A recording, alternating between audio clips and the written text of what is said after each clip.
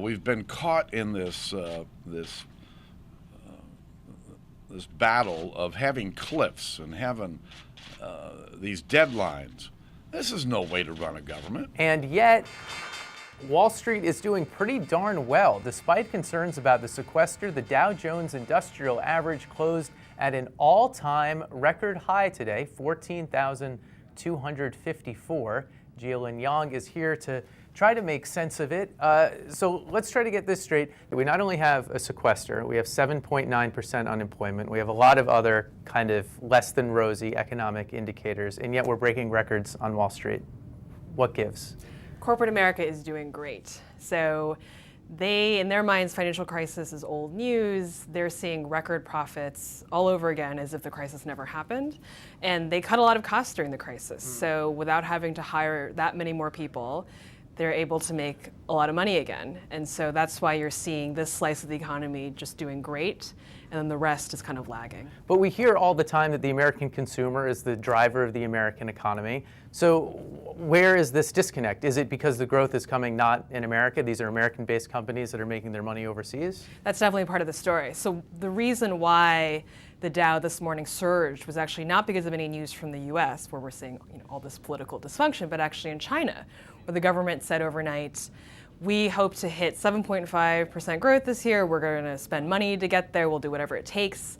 And these companies are getting more and more of their profits overseas. I mean, in the Dow 30, about half of them in the most recent years have gotten more than half of their earnings overseas and not the US. So in their minds, if the good news is coming from China, it doesn't really matter if the US is still kind of slow.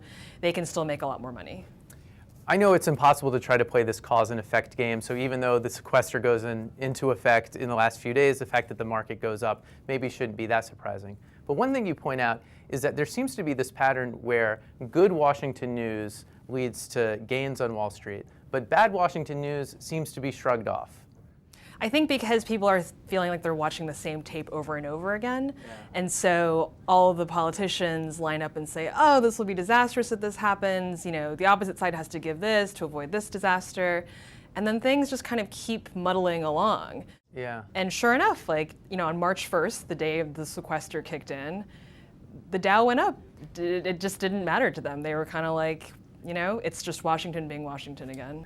So if Wall Street is sort of ignoring Washington, which ultimately could actually have an impact that Wall Street is perhaps not seeing right now. I'm not going to ask you to call a bubble here, but maybe I sort of will.